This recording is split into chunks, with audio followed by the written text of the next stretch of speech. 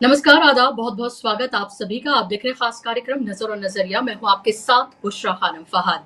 वक़्त पर क्या बड़ा उलट-फेर होने जा रहा है क्योंकि अब कानून बनने के बाद और सुप्रीम कोर्ट में याचिकाएँ जिस तरह से दाखिल की गई हैं, एक के बाद एक, चाहे वो मुस्लिम ऑर्गेनाइज़ेशंस हों, पॉलिटिकल पार्टीज़ हों या फिर इंडिविजुअल्स हों, इन सब की अगर याचिकाओं की हम बात करें तो 10 से ज़्यादा याचिकाएँ हैं जो सुप्रीम कोर्ट में इस वक्फ अमेंडमेंट बिल जो कानून अब बन गया है, इसको चैलेंज करने के लिए दाखिल की गई हैं और अब इसको लेकर सुप्रीम कोर्ट ने तारीख दे दी है। जी हाँ, ये बताया जा रहा है कि 16 तारीख को आने वाली 16 अप्रैल को वक्फ अमेंडमेंट बिल को लेकर जो याचिकाएं दाखिल की गई हैं, उनमें से कुछ पर सुनवाई होगी और इस सब के बीच सरकार को डर सताने लगा है। उनको ये लग रहा है कि जो उन्होंने मंसूबे वक्फ बिल को लेकर अपने तय किए हैं, जिस तरह से पूरे देश भर में वो अपने एक खास वोट बैंक को खुश करना चाहते हैं वक्फ अमेंडमेंट बिल पास कराकर, वो कहीं ऐसा ना हो कि सुप्रीम कोर्ट में जब वो जाए तो वो धराशाही हो जाए, क्योंकि कांग्रेस का ये कहना है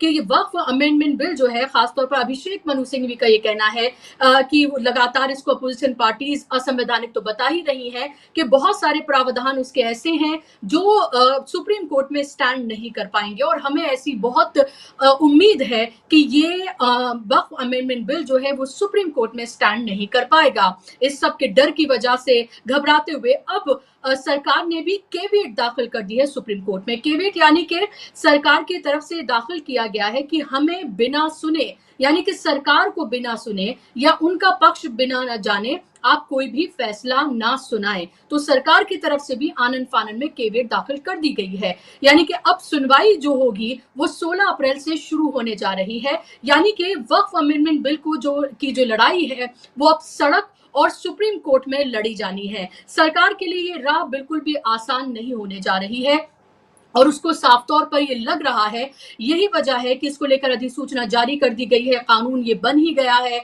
और इसके अब जो रेपरकशंस हैं वो भी सामने निकल कर आने लगे हैं। संभल की एक मस्जिद इसका एक एग्जाम्पल है, जिसको लेकर असदुद्दीन ओवैसी ने चेताया था। उन्होंने कहा था कि इस वक्फ अमेंडमेंट बिल में इस तरह के प्रावधान है कि जो भी इमारतें या फिर जो वक्फ की हैं लेकिन एएसआई के संरक्षण में आती हैं, वो वक्फ नहीं रहेंगी, वो सीधे एएसआई के संरक्षण में चली जाएंगी। अब ये भी कहा जा रहा है कि जो जामा मस्जिद जिसको अब कहा जाता था, उसका नाम भी अब बदल दिया जाएगा और एएसआई में जिस नाम से वो रजिस्टर्ड है उसका बोर्ड अब संभल की शाही जामा मस्जिद के बाहर लगाया जाएगा।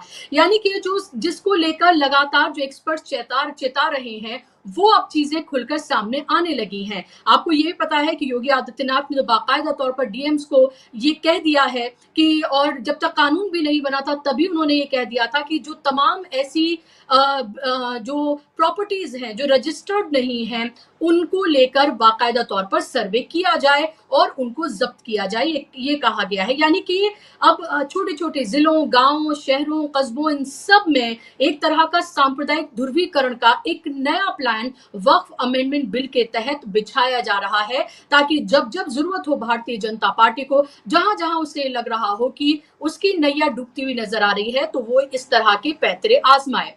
दूसरी तरफ कांग्रेस का महाअधिवेशन गुजरात में चल रहा है। वहां वो ना सिर्फ एक वैचारिक बदलाव से गुजर रही है कांग्रेस, ना सिर्फ उसको वो रिक्लेम कर रही है, बल्कि संगठनात्मक बड़े और ऐतिहासिक बदलाव की तरफ वो जा रही है। 2025 को उसने संगठनात्मक बदलाव का नाम उसने दिया है कि इसको ना सिर्फ संगठन को मजबूत किया जाएगा, बल्कि इसमें बड़े पैमाने पर बदलाव किया जाएगा और उसकी पूरी रूपरेखा जो है वो तैयार की जा रही है। लगातार सुबह से जो कांग्रेस पार्टी के तमाम नेता हैं, अलग अलग राज्यों से जो आए हुए हैं, वो अपने भाषण दे रहे हैं और अपनी बातों को रख रहे हैं और ये बता रहे हैं कि कैसे कल चाहे सीडब्ल्यूसी या फिर एआईसीसी की आज की जो मीटिंग्स हुई है, जो एजेंडा तैयार किया गया है, वो क्या है और कैसे इस पर बड़े पैमाने पर इसमें बदलाव किए जाएंगे। जिस गुजरात को मोदी और शाह का गुजरात कहा जाता है, आज कांग्रेस ने बाकायदा तौर पर यह कहा कि वो भारतीय जनता पार्टी या मोदी का गुजरात नहीं है, बल्कि ये तो कांग्रेस की विरासत है और ये कांग्रेस का गुजरात है और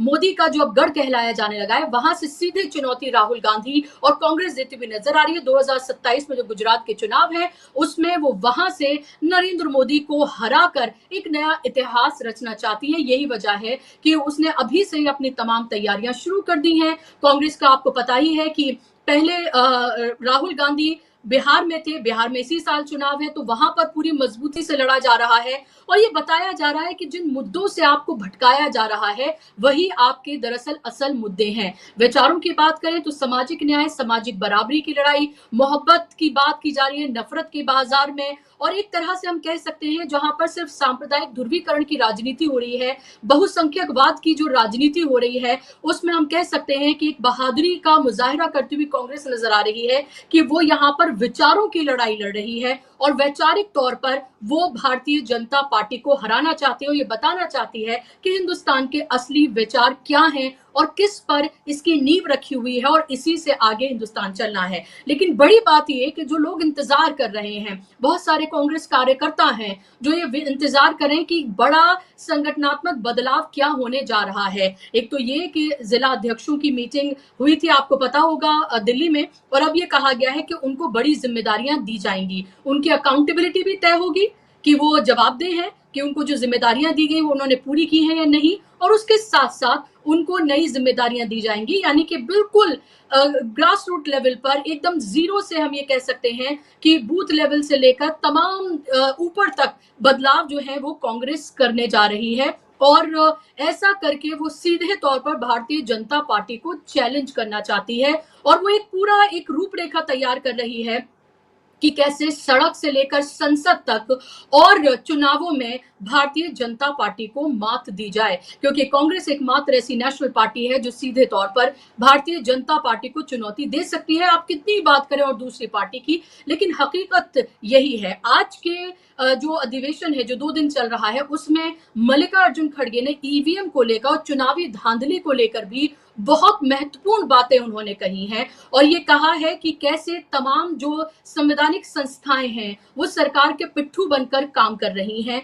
चाहे उन्होंने इसमें ईवीएम की बात की, उन्होंने चुनाव आयोग की बात की और कैसे चुनावी धांधली कर महाराष्ट्र से लेकर हरियाणा लोकसभा तमाम जो चुनाव हैं वो जीते गए हैं। आज इसी पर हम चर्चा करेंगे, इसी पर बात करेंगे। इस पर बात करने के लिए मेरे साथ 2 खास मेहमान जुड़ गए हैं। स्क्रीन पर आप मेहमानों को ले आइए ताकि इसका आगाज हम कर सके। मेरे साथ रविंद्र शिरोन जी हैं, सीनियर जर्नलिस्ट हैं। रविंद्र जी, बहुत स्वागत आपका कार्यक्रम में। मेरे साथ अमरेश मिश्रा जी हैं, सीनियर जर्नलिस्ट हैं, फॉरेन मामलों के एक्सपर्ट हैं और वेस्ट एशिया पर भी अपनी बातों को भी बहुत रखते हैं बेबाकी से वो। अमरेश जी, आपका भी बहुत बहुत स्वागत कार्यक्रम में। शुरुआत में अमरीश जी आपसे अगर करूं, वक्फ को लेकर जिस तरह के लोकसभा से राज्यसभा से इसको पास करा लिया गया है, कानून अब ये बन गया है, अधिसूचना जारी कर दी गई है, लेकिन कोर्ट में अब सीधे तौर पर इसको चुनौती मिल रही है। सरकार ने भी अपनी केवियट दाखिल कर दी है ताकि वो अपनी बातों को रख पाए। उसका ये कहना है कि आप बिना हमें सुने आप कोई भी फैसला नहीं दे सकते हैं। अब इसकी तारीख भी तय कर दी गई है, 16 तारीख से इसकी सुनवाई होने जा रही है। अलग अलग याचिकाएं हैं, शायद असदुद्दीन ओवैसी की जो याचिका है अगेंस्ट इंडियन गवर्नमेंट, उसको शायद सबसे पहले सुना जाना है। अब आप कितना आप उम्मीद इससे रखते हैं कि सुप्रीम कोर्ट में क्या कोई बड़ा उलटफेर हो सकता है, क्योंकि मुस्लिम ऑर्गेनाइजेशंस ने ये कहा है कि 11 तारीख से वो एक बड़ा आंदोलन भी करने जा रहे हैं देशव्यापी इसको लेकर। देखिए, मैं आपको बताऊं, इसके 2 पहलू हैं। एक तो जो वक्त जो अमेंडमेंट बिल पास हुआ है, इसके देखिए कुछ अभूतपूर्व स्थितियां थी जिसमें वो पास हुआ। अभूतपूर्व इस मामले में कि जनता दल यूनाइटेड और टीडीपी, इनको एक्चुअली विरोध करना था या इनको उससे एब्सटेन करना था ये, लेकिन उसमें उन लोगों ने एंथुजियास्टिकली पार्टिसिपेट किया। इसका मतलब ये है कि कोई लास्ट मिनट डील हुई है। और ये देखिए, मैं इसको एंटिसिपेट कर रहा था कि आने वाले बिहार चुनाव में, अब आंध्र प्रदेश का तो चुनाव काफी मतलब 2029 में है, लेकिन बिहार का चुनाव सर पे है और कहीं ना कहीं नीतीश इतने प्रेशर में हैं कि वो बीजेपी के खिलाफ जरा सी एक चू भी नहीं कर सकते, ये स्थिति है। लेकिन इसमें नीतीश के पास एक ऑप्शन है कि वो इस सवाल पे किसी भी समय बीजेपी को झटका भी दे सकते हैं, क्योंकि वो कह सकते हैं कि उस समय हम देख रहे थे, समझ रहे थे, लेकिन अब हम ये कन्विंस हो गए। और ये अंदर की रिपोर्ट है कि वो बीजेपी को इसका खामियाजा भुगतना पड़ेगा बिहार के चुनाव में स्पेशली। दूसरी जो देखिए महत्वपूर्ण बात है, जो मुस्लिम ऑर्गेनाइजेशंस आंदोलन कर रहे हैं और जो आपने कोर्ट की बात उठाई, अब कोर्ट में देखिए जो संविधान के आर्टिकल 25, 15, ये बहुत सारे आर्टिकल वायलेट हो रहे हैं वक्फ अमेंडमेंट बिल से। और उसमें खास तौर पे जो एक कॉन्स्टिट्यूशन में जो एक प्रोविजन है कि माइनॉरिटी इंस्टीट्यूशंस को कैसे डील किया जाए, कितना उसमें हस्तक्षेप किया जा सकता है, अभिषेक मनु सिंघवी जिस सवाल को उठा रहे हैं वो एक्चुअली कॉन्स्टिट्यूशन में उसमें ऐसी चीज नहीं है। एक चीज होती है कि जो कॉन्स्टिट्यूशनल लॉ में कि एक तो चीज होती है कि जिसको आप मान लीजिए इंटरप्रेट कर सकते हैं, कुछ ऐसी चीजें होती जो इंटरप्रेट नहीं की जा सकती। अब उसमें ये जो अब डिबेट कोर्ट में यही होगी कि जो प्रोविजंस हैं कॉन्स्टिट्यूशन में उसको इंटरप्रेट गवर्नमेंट अपनी तरह से कर सकती है कि नहीं, specially about the inclusion of non Muslim members in the board. वो जो एक ऐसा ये ऐसा इश्यू है, इसके बारे में कॉन्स्टिट्यूशन काफी क्लियर है कि माइनॉरिटी जो रिलीजियस ऑर्गेनाइजेशंस के बोर्ड्स होंगे उनमें कोई आप एक नॉन मतलब दूसरे उसका आप कर दीजिए एडमिनिस्ट्रेटिव, तो फिर भी एक हद तक उसमें माना जा सकता है। हालांकि डीएम फाइनल अथॉरिटी होगा डिसाइड करने का, ये नहीं है कहीं, लेकिन फिर भी एक एडमिनिस्ट्रेटिव एक मामला एक है। लेकिन दूसरी जगह जो ये है कि आप नॉन माइनॉरिटीज को आप क्या उसमें माइनॉरिटी में इंस्टीट्यूशंस में आप डाल सकते हैं, और ये जो एक इश्यू आ गया है इसको लेके देखिए एक कॉन्स्टिट्यूशनल बहुत बड़ा प्रश्न खड़ा हो गया। एक तो एक ये हो गया। दूसरी बात जो देखिए आंदोलन की बात है, और मैं इस समय देखिए यहाँ पर उत्तर प्रदेश में हूँ, और कल ही मंगल पांडे की जो महान अमर शहीद मंगल पांडे जिन्होंने 1857 की पहली गोली चलाई थी, उनका 168th एनिवर्सरी हम लोग ने मनाई और मांग भी की यहाँ पर कि हिंदू मुसलमानों को जो जिस तरह से लड़ाया जाता है, तो 1857 मंगल पांडे यूनाइट करता है उनको। अब यहाँ एक और महत्वपूर्ण मुद्दा उठ गया जो मेरे ख्याल से which is critical to this whole Waqf debate. देखिए वक्फ के पास करीब 39 लाख एकड़ जमीन मानी जाती, जो गवर्नमेंट ने कहा है 21 लाख एकड़ पहले थी, फिर 19 लाख शायद नहीं 18 लाख बाद में ऐड हुई है 2013 के बाद।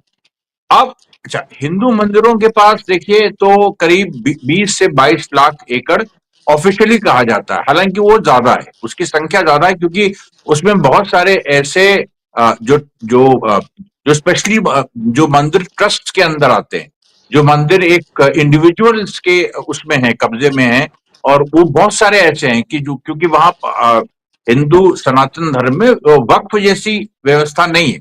उसमें या तो टेम्पल ट्रस्ट है या फिर इंडिविजुअल ट्रस्ट है। जैसे बड़े बड़े मंदिर हैं जो कुछ बड़ी जो जो वेल्दी फैमिलीज हैं उनके उसमें, तो वो आप संख्या ऑफिशियली 20 लाख एकड़ है, चलिए आप 40 लाख एकड़ कह लीजिए, 50 लाख एकड़ कह लीजिए, उससे ज्यादा नहीं होगा। तो ये दोनों मिला दिया जाए तो ये देखिए अबाउट 89 लाख एकड़ बनती है। लेकिन who is the biggest land owner in India? The biggest landowner in India is the church, and church they hold about 70 crore acre land, 7 crore hectares and 17 crore acre land उनके पास है, और उस पे कोई सवाल नहीं, कोई उस पे।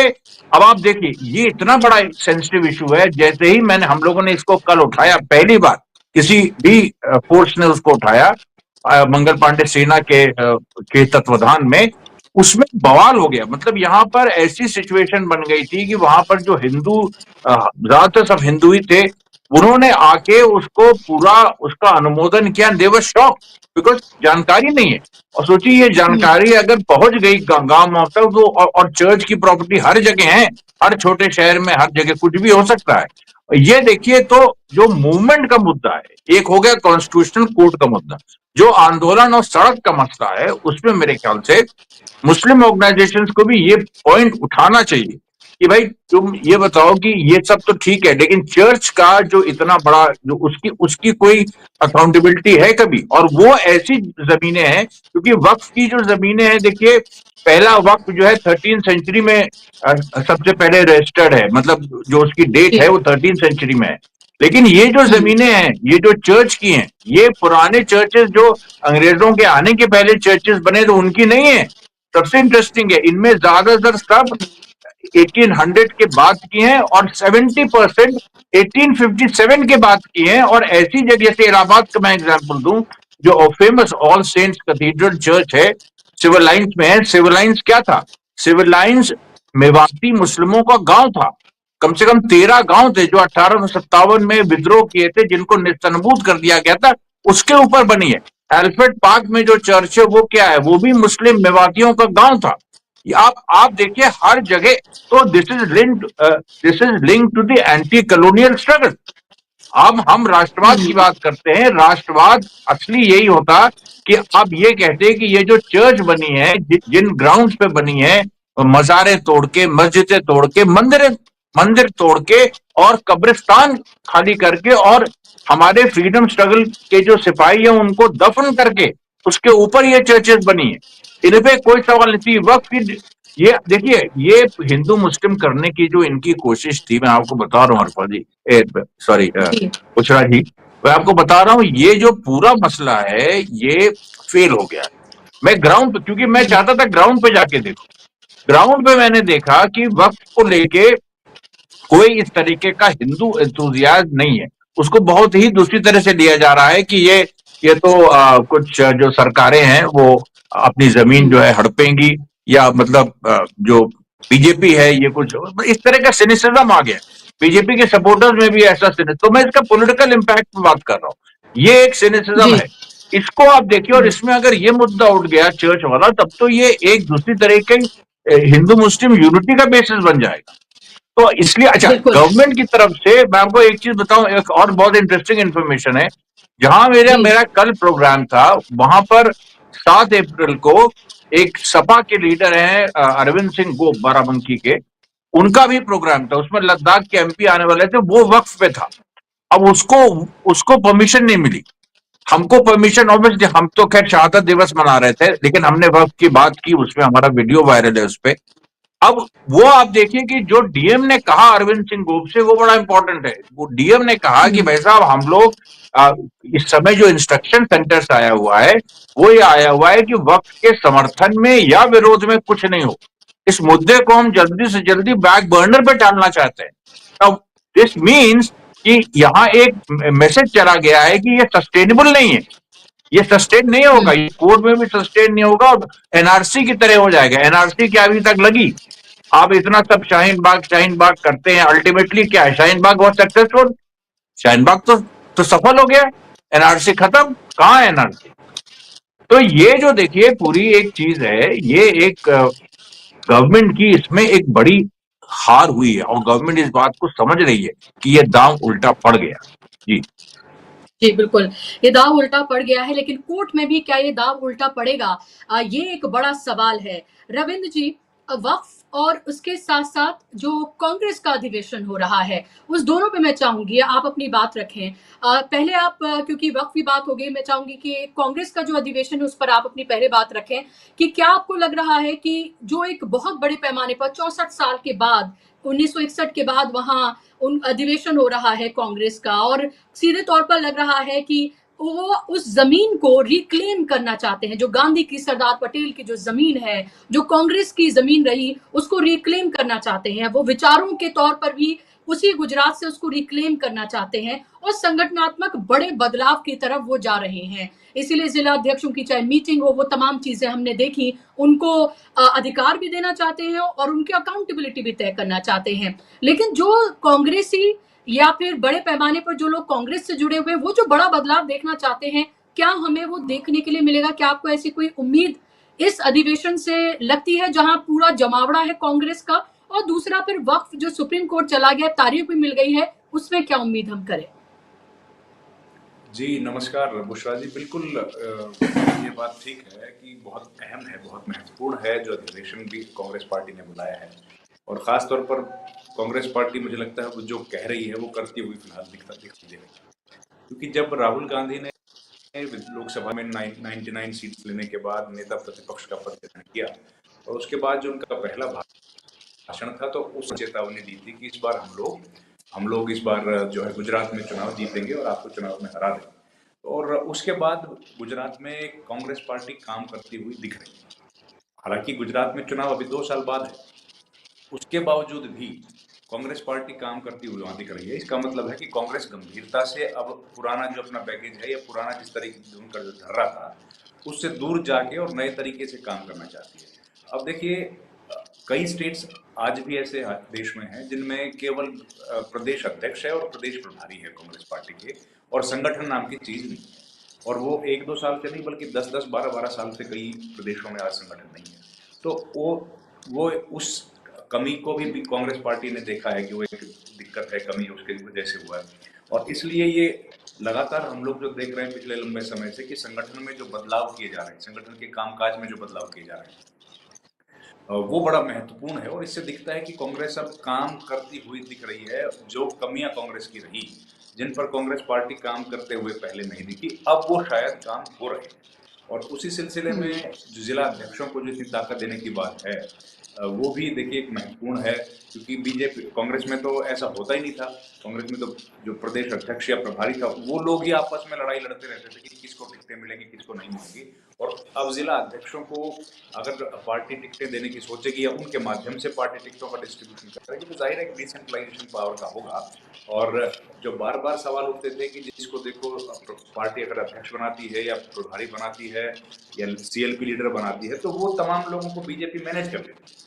तो 2-3 लोगों जी। को मैनेज करना थोड़ा सा आसान है, और बाकी जो जिला अध्यक्ष अगर किसी प्रदेश में 20, 30, 50 होंगे या ज्यादा होंगे तो उनको मैनेज कर पाना मुश्किल है। और हर व्यक्ति जो है जिला अध्यक्ष होगा उनकी अगर उसमें से रहेगा, वो पार्टी की बैठकों में रहेंगे, मीटिंग्स में बैठेंगे, तो उसका एक असर मुझे लगता पड़ेगा।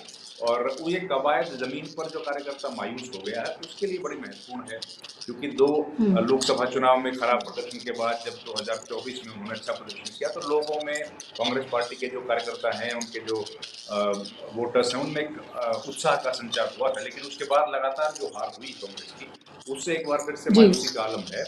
और ये जो संगठन की बैठक है, अधिवेशन किया गया है और किया गया है, तो देखिए मूल विचारधारा जो कांग्रेस की है तो जाहिर है महात्मा गांधी की ही है। और उसमें तमाम जो दूसरी विचारधाराएं हैं वो कभी आती गई, कभी चली जाती गई, कभी समय के अनुसार उन्होंने अपना अपना बदलाव किया है पॉलिटिक्स का। लेकिन मूल विचार तो वही है जो महात्मा गांधी ने इस देश को दिया था और इस विश्व को दिया था। तो उसको बिल्कुल आपने बोला कि रिक्लेम करने की कोशिश कांग्रेस पार्टी कर रही है। और देखिए बार बार राहुल गांधी गुजरात में बड़ी घोषणाएं कर रहे हैं।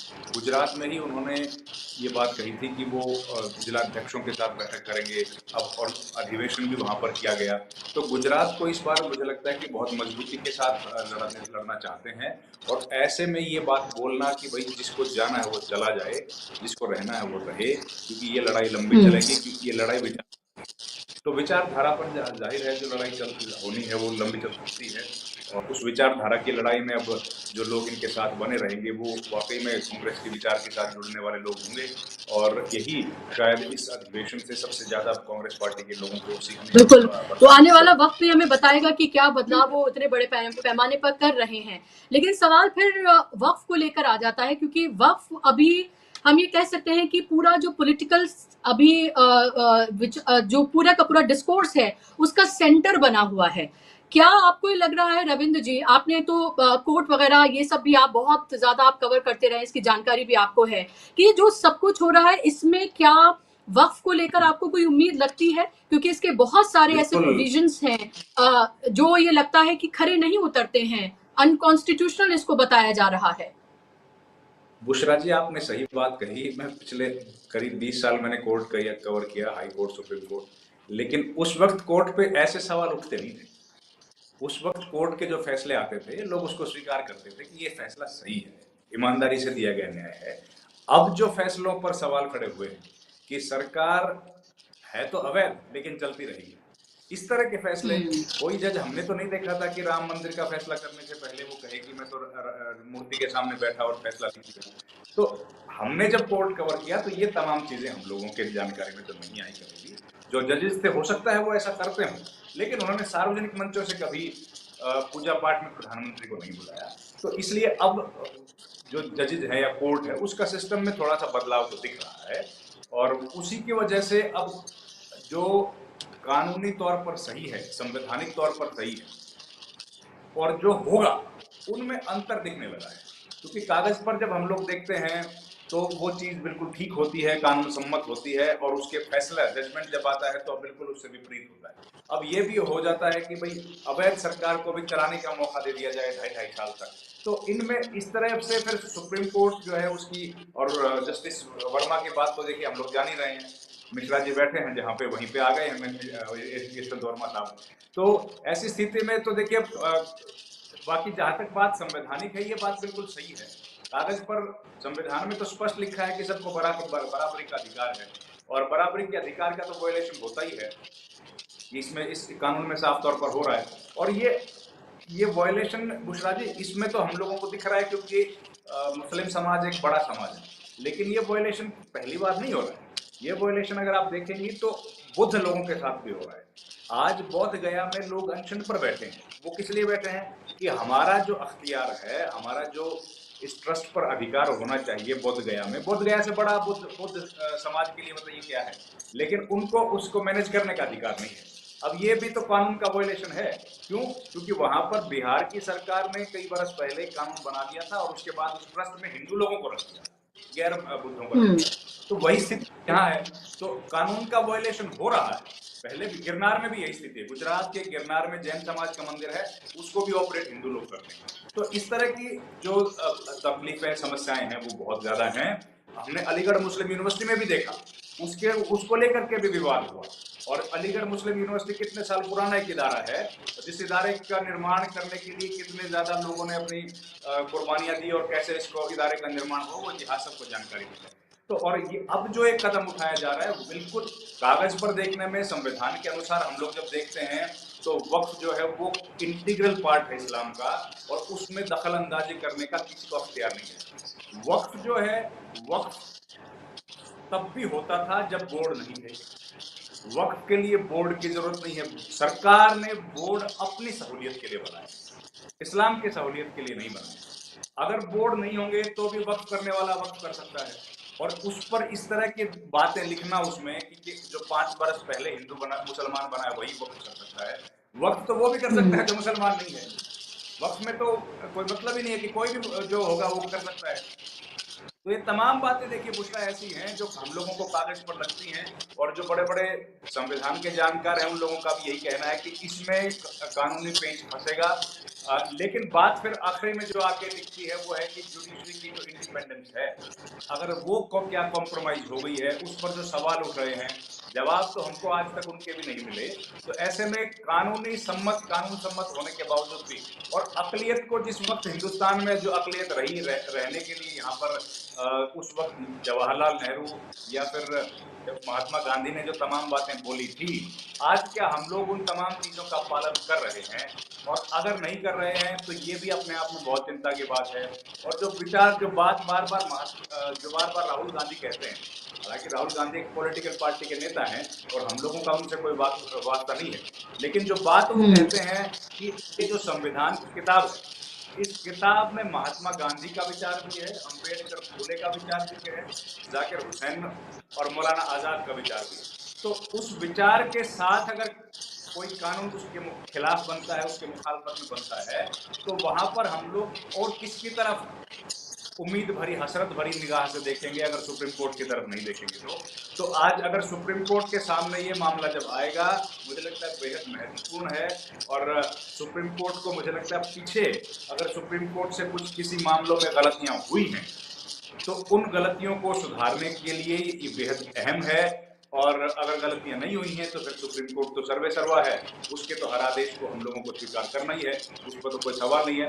लेकिन लोगों का भरोसा न्यायपालिका में जरूर बढ़ेगा अगर इसका संविधान सम्मत इस तरह का विचार लोगों का है, वैसा ही सुप्रीम कोर्ट में फैसला आता है। क्योंकि कागज पर जो दिखने वाली चीज है उसमें अलग अलग, जो मिश्रा जी ने भी कुछ बातों का जिक्र किया है, जिन राइट्स का वायलेशन हो रहा है, चाहे वो फंडामेंटल राइट्स में से शामिल या फिर वो किसी और कानून के तहत वो शामिल कानून आता हो, उनका वायलेशन स्पष्ट दिख रहा है। और ऐसे में बिल्कुल नजर लोगों की रहेगी और केवल हिंदुस्तान के लोगों की नजर नहीं रहेगी बल्कि पूरे विश्व के लोगों की नजर रहेगी। क्योंकि ये जो कानून है, हिंदुस्तान में अकलियतें और पाकिस्तान की जो अकलियतें, उनके बीच में अगर कोई पैरेलल ड्रॉ करने की कोशिश कोशिश करेगा और भारत में उस तरीके का कानून बनेगा जैसे पाकिस्तान में बनते हैं या जैसे पाकिस्तान में अक़लियतों के साथ किया जाता है, अगर वो भी भारत में किया जाएगा तो मुझे लगता है ये एक काला दिन जैसा होगा देश के लिए। जी, बिल्कुल। और इसी को लेकर विचार विमर्श जो है वो तमाम किए जा रहे हैं और ये भी साफ तौर पर देखा जा रहा है कि तमाम ज़रूरी मुद्दों से भटकाने के लिए सरकार हर कुछ दिन बाद इस तरह का कोई पैंतरा लाती है, कोई कानून में बदलाव करती है, कानून नए लेकर आती है ताकि उसको तमाम ज़रूरी मुद्दों से भटकाया जा सके। अब ये देखिए कि अमेरिका ने जिस तरह से रेसिप्रोकल टैक्स जो है वो लगाया है, उसके बाद मार्केट जो है 19 लाख करोड़ रुपए का नुकसान हो जाता है, एक्साइज़ ड्यूटी बढ़ा दी जाती है, एलपीजी के दाम बढ़ा दिए जाते हैं, लेकिन इसको लेकर कोई डिबेट आप टीवी चैनल्स पर नहीं देखेंगे। अगर आप डिबेट देखेंगे तो आप वक्त पर देखेंगे और वक्त पर भी डिबेट ऐसी कराई जा रही है जिसमें जहर उगला जा रहा है, जिसमें बताने की कोशिश की जा रही है कि कैसे देखिए इलीगली जैसे मुसलमानों ने प्रॉपर्टीज पर कब्जा कर रखा था और अब उसको छुड़वा रही है। ये दिखाया जा रहा है कि गरीब और मुसलमानों की हितैषी सरकार बन रही है, महिलाओं की हितैषी सरकार बन रही है। तो देखिए आप किस तरह का पाखंड और ढोंग जो है वो किया जा रहा है, पार्लियामेंट के अंदर भी किया गया और अब बाहर उनका साथ देते हुए ये पूरा मीडिया जो है वो नजर आ रहा है। राहुल गांधी फिलहाल अधिवेशन के कार्यक्रम में बोल रहे हैं, मैं जाऊंगी उधर भी, लेकिन उससे पहले सवाल आपसे मेरा अमरीश जी कि वक्फ जो है वो जाहिर सी बात है बहुत अहम मुद्दा बन गया है। मेरा सवाल आपसे ये कि क्या बिहार इलेक्शन में आपको लगता है कि ये बड़ा मुद्दा बन पाएगा? क्या आपको लगता है कि इस पर ही पूरे बिहार का चुनाव लड़ा जाना है, चाहे वो हम इसको लेकर ध्रुवीकरण की बात करें या फिर मुसलमान नीतीश को वोट ना करें या फिर चिराग को वोट ना करें? और दूसरा, क्या आपको लगता है सुप्रीम कोर्ट में ये स्टैंड कर पाएगा? एक नहीं 10 से ज्यादा याचिकाएं हैं जो दाखिल की गई हैं और सरकार ने भी आनंद फानंद में केवीट दाखिल की है कि भाई हमें सुने बगैर कुछ मत करिएगा आप। जी देखिए, बिहार के चुनाव में जैसा कि मैंने पहले भी कहा, बिहार में तो देखिए सीधे असर पड़ने जा रहा है इसका, कोई इसमें दो राय नहीं।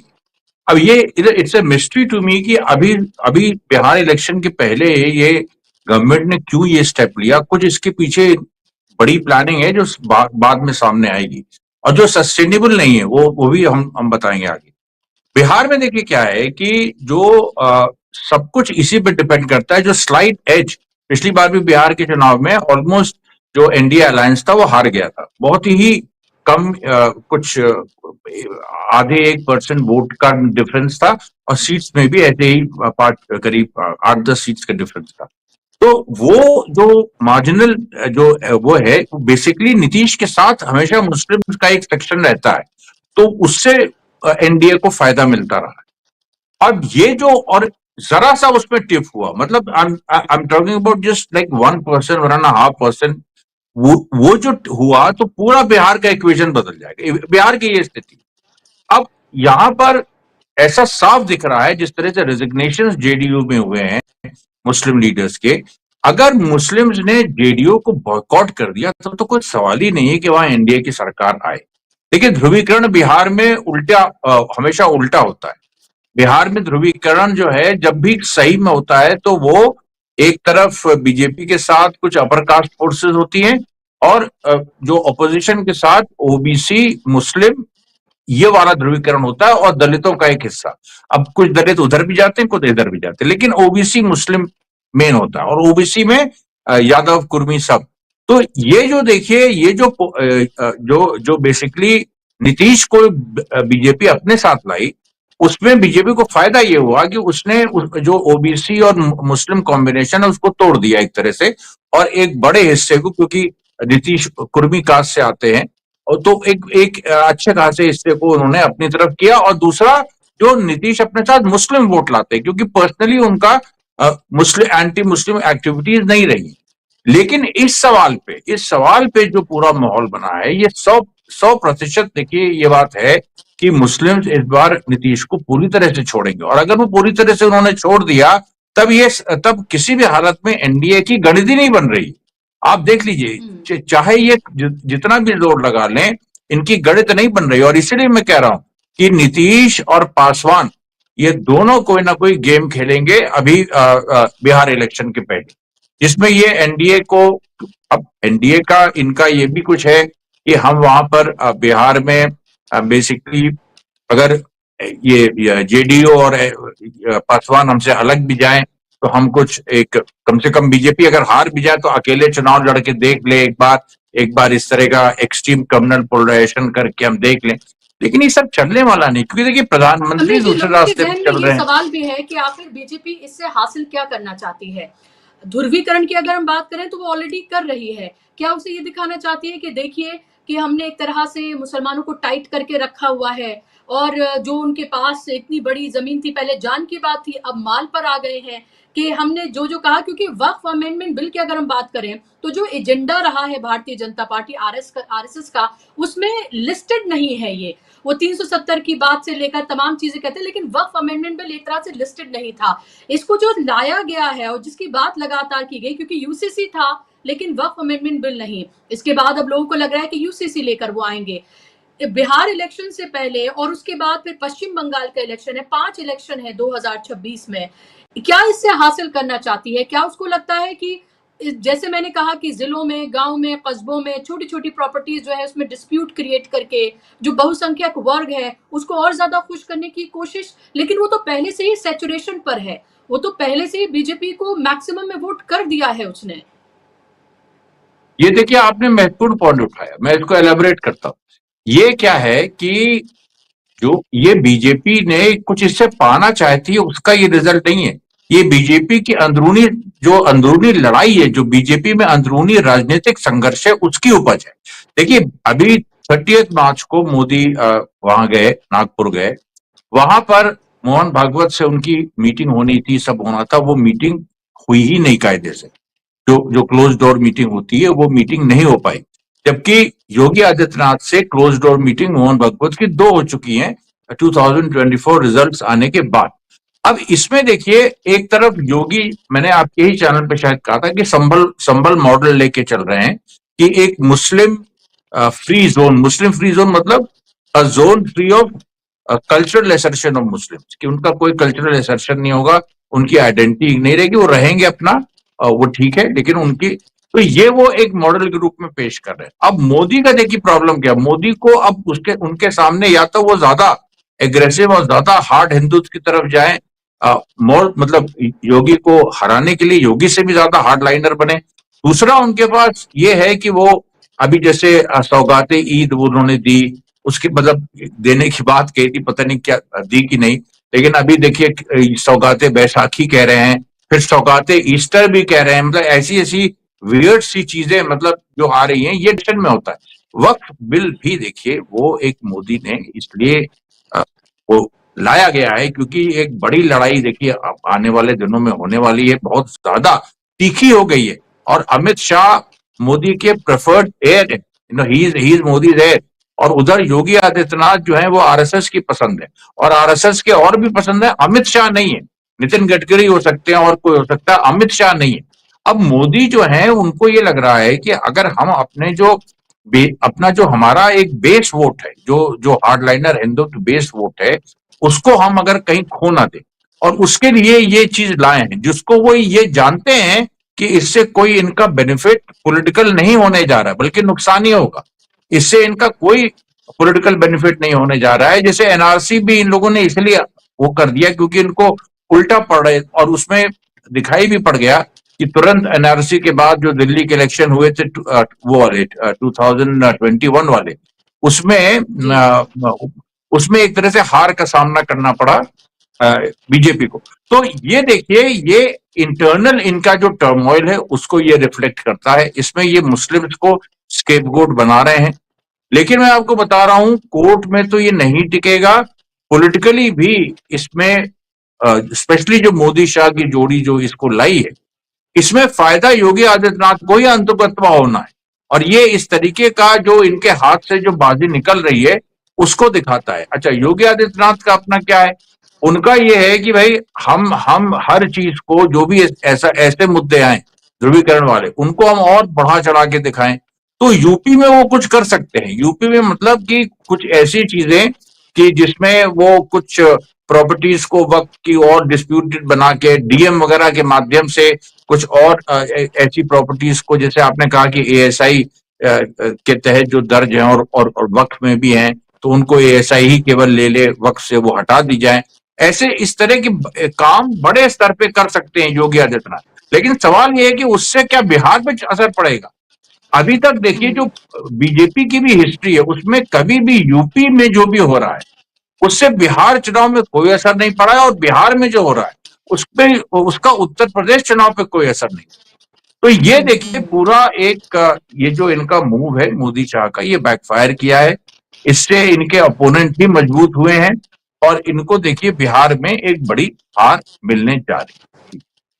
जी, बिहार में बड़ी हार मिलने जा रही है, एक तरह की भविष्यवाणी आपने यहाँ पर की है। अक्टूबर-नवंबर में वहाँ चुनाव होने जा रहे हैं और ये चुनाव जितने भारतीय जनता पार्टी नीतीश कुमार के लिए महत्वपूर्ण है, उससे कहीं ज़्यादा महत्वपूर्ण ये इंडिया गठबंधन के लिए हैं। क्योंकि लगातार जिस तरह की हार का सामना उन्हें करना पड़ा है और उसके बाद बिहार हिंदी पट्टी का दूसरा सबसे बड़ा राज्य है और वहाँ पर नीतीश कुमार की जो हालत है और उसमें नीतीश कुमार का ये ज़ाहिर-सी बात है कि आखिरी चुनाव है, उसके बाद पार्टी का अस्तित्व कैसे रहेगा, 2 हिस्सों में बटेगी, क्या होगी, कौन उसको चलाएगा, ये तमाम तरह के सवाल उठ रहे हैं और ये भी लग रहा है कि अभी भारतीय जनता पार्टी थोड़े और दिन जब तक इलेक्शन है नीतीश कुमार को ढोना चाहती है, क्योंकि जो उसका एक वोट बैंक है उन्हें दिखाकर, उनका चेहरा दिखाकर उनके वोट्स लेना चाहती है। लेकिन बिहार की जनता को सबसे ज्यादा देश में पॉलिटिकली अवेयर सिटीजन के तौर पर जाना जाता है। वो कम्युनल भी इस तरह से बंटते नहीं हैं और दूसरा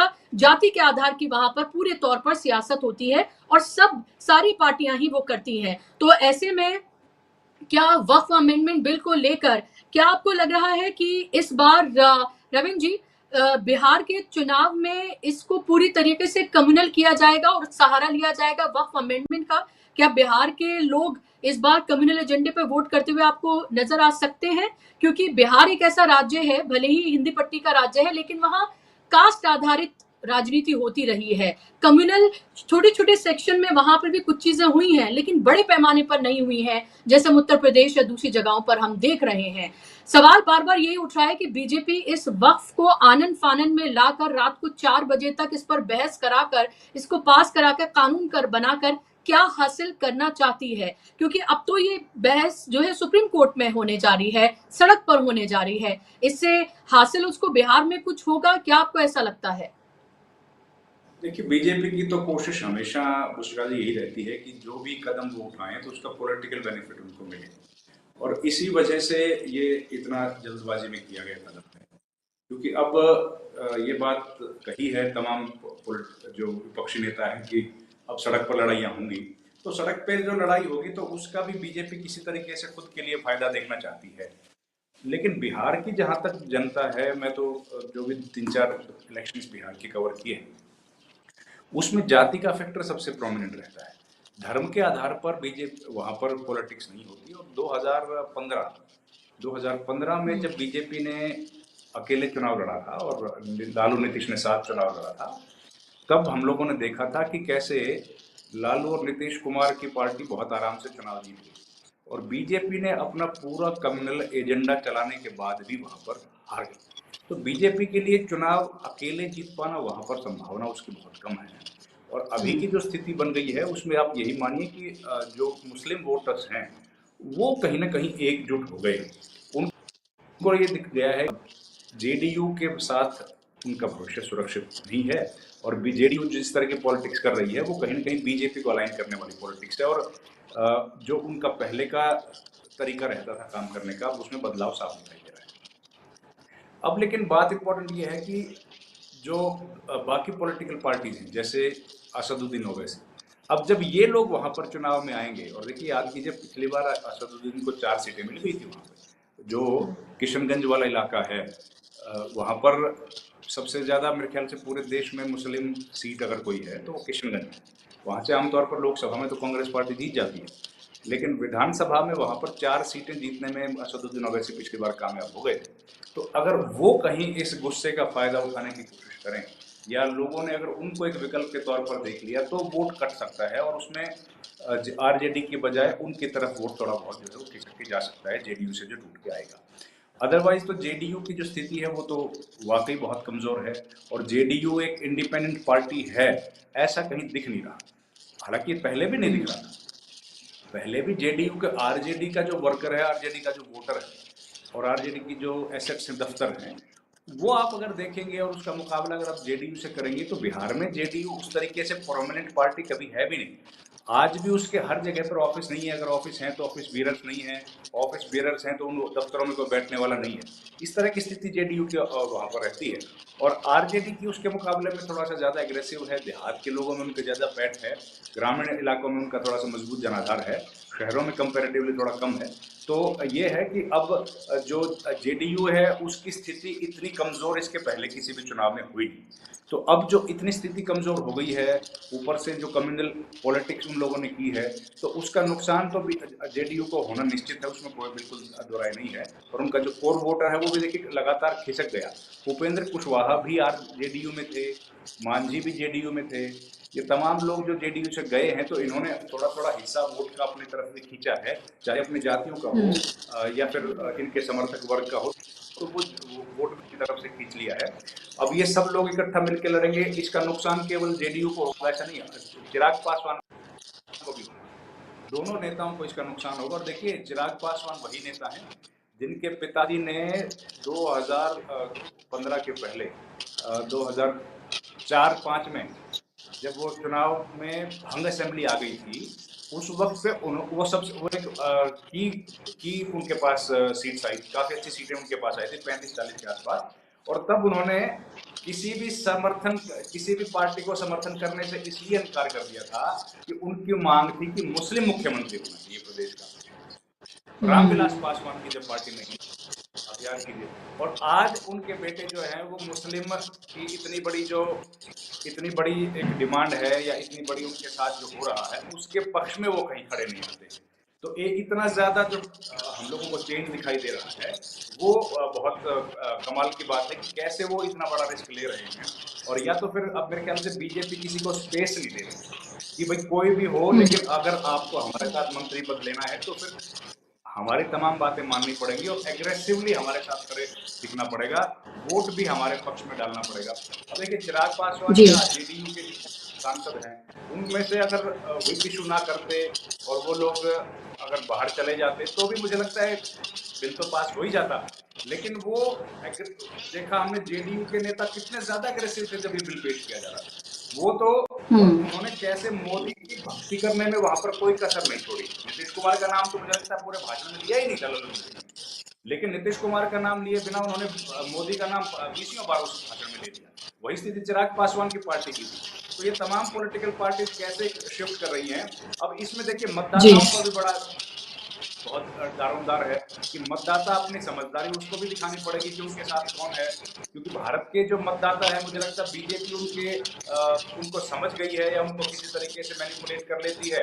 और इस वजह से भी माहौल जो दिखता है वो फिर अंतिम नतीजों में या तो हमको दिखाई नहीं देता।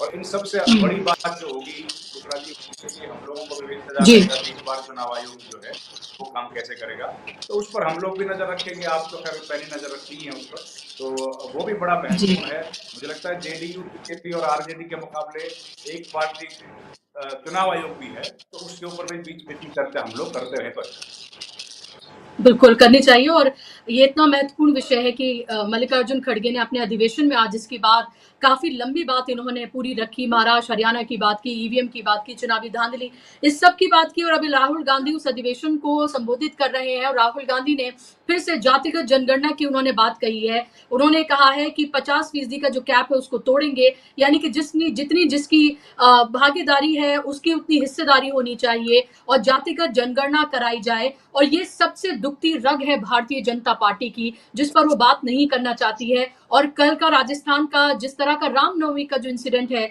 जहां नेता प्रतिपक्ष जाते हैं और फिर उस राम मंदिर को पूरा गंगा जल से बीजेपी के नेता धोते हैं, क्योंकि वो दलित नेता हैं, नेता प्रतिपक्ष हैं। तो यही बात तो बार बार की जा रही है और यही आईना जो है वो देश को दिखाया जा रहा है। और ये बात बिहार के प्रोस्पेक्ट में अगर हम देखें तो बेहद महत्वपूर्ण हो जाती है। बहुत बहुत शुक्रिया अमरीश जी आपका, रविंद्र जी आपका, कार्यक्रम का हिस्सा बनने के लिए, अपना समय देने के लिए बहुत बहुत धन्यवाद। धन्यवाद आप तमाम दर्शकों का भी कार्यक्रम का हिस्सा बनने के लिए। नमस्कार।